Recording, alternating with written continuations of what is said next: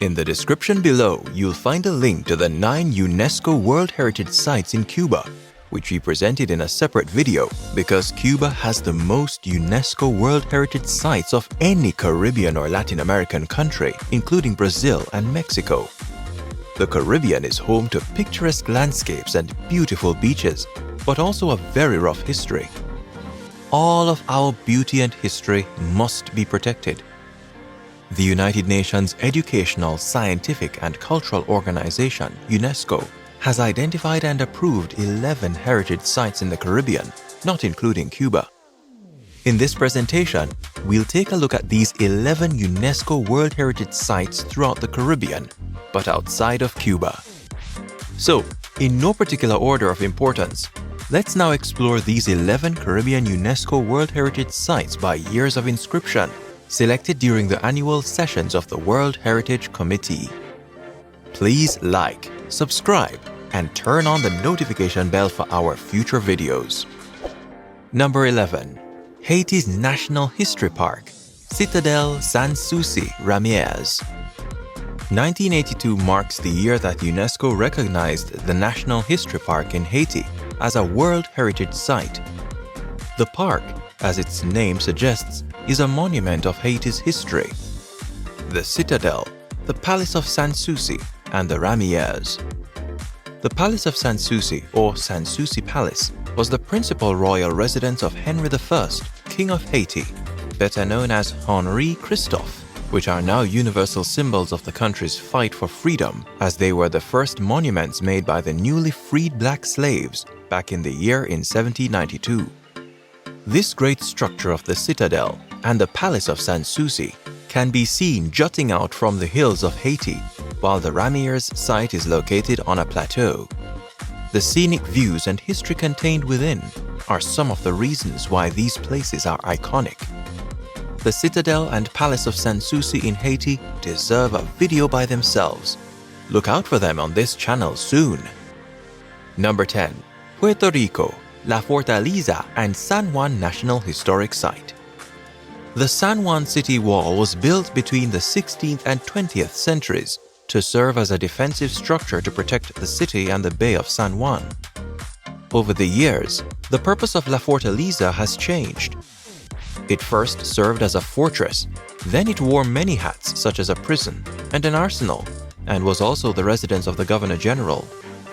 Today, La Fortaleza is the home of the Governor of Puerto Rico. The architecture of the structures reflects European styles, adapted for military use in the Americas. They also serve as links to Spain, which was once a colonizer of the country. Though credited to the United States in 1983, this UNESCO site earned its stripes due to the cultural significance of the buildings and its preserved history. Number 9. Belize, Barrier Reef Reserve System. Off the coast of Belize lies the largest barrier reef in the Northern Hemisphere. The Barrier Reef Reserve System is home to a unique array of reef types, 3 atolls, mangrove forests, and approximately 450 sand and mangrove keys. The reef ecosystem here is possibly the most pristine in the Western Hemisphere and provides the perfect habitat for some marine animals. Several threatened marine species including manatees, marine turtles, and the American crocodile take solace here, along with Belize's own endemic species, marine birds, fishes, mollusks, and more. The vast biodiversity and preservation of the Barrier Reef Reserve System earned its inscription on the UNESCO World Heritage List in 1996. Number 8. Curacao Historic Area of Willemstad Inner City and Harbour. As a Dutch territory, this UNESCO World Heritage Site is credited to the Netherlands, although it is located right here in the Caribbean. The historic area of Willemstad in Curacao is a well-preserved example of a Dutch colonial trading settlement. It has several historic districts that display architecture from different eras. The town's construction began in 1634 with Fort Amsterdam. Then over centuries, further developments took place. A unique feature of this city is its natural deep-water harbor, which served as a port. This area is also home to the Curacao Synagogue, the oldest surviving synagogue in the Americas. Packed with history and well-preserved colonial architecture, World Heritage Site status was granted in 1997. Number 7. Dominica's Morne National Park. Morne National Park is truly a wonder of nature. The area features a mountain range with its highest peak being Morne, one of the 5 live volcanic centers. On one side of the landscape, there is lush green tropical vegetation, while on the other, called the Valley of Desolation, the land is barren due to the hot springs, fumaroles, and bubbling mud ponds. One such mud pond is the Boiling Lake, which is a huge hot spring with water temperatures reaching about 95 degrees Celsius. Steam and bubbles can be seen wafting off the top of the lake constantly, offering visitors a surreal experience. This lake is said to be the second largest boiling lake in the world. The uniqueness and biodiversity in the region earned Morne National Park a spot on the UNESCO World Heritage List in 1997. Number 6. St. Kitts and Nevis, Brimstone Hill Fortress National Park. Brimstone Hill Fortress National Park is another example of 17th and 18th century architecture that has been preserved in the Caribbean. The fortress was built by enslaved Africans under the direction of the British. It was first used as a base for military purposes in 1690, when the British and French were fighting for dominance over the sister islands. The fortress stood proudly on the hill for years before becoming abandoned in 1853. Today, the ruins still stand as a testament to the engineering and design prowess of the earlier time periods. Due to the history and legacy this national park holds, it was granted World Heritage Site status in 1999. Number 5. Suriname, Central Suriname Nature Reserve and Historic Inner City of Paramaribo. Suriname has the honor of housing 2 heritage sites. The Central Suriname Nature Reserve was inscribed in 2000 and is described as a protected area of lowland forests with high amounts of biodiversity. There are over 5,000 flora species present, and including fauna like jaguars, sloths, birds, and the giant armadillo. This area had to be protected to ensure that the beauty and importance to the environment are preserved. On the other hand, the historic inner city of Paramaribo, which was added to the Heritage List in 2002, is a former Dutch town. The colonial town was constructed during the 17th and 18th centuries, and surprisingly, the original designs are still intact. The buildings were constructed to illustrate the creolization of Dutch architecture and local techniques and materials. Number 4. St. Lucia, Pitons Management Area. The Pitons are twin volcanic spires located in St. Lucia and occupy an area of about 7,190 acres near the town of Soufrière. The 2,438 feet high Petit Piton and the 2,530 feet tall Gros Piton are on either side of the Bay of Jalousie. 2 volcanic mountains rising next to each other is a picturesque view that can be seen in the Pitons Management Area, St. Lucia. The landscape features lush vegetation along with fumaroles containing sulfur and hot springs. The area also acts as a hub for flora and fauna to thrive. Around 60% of the site's marine area is covered with reefs, which offer a home for marine biodiversity.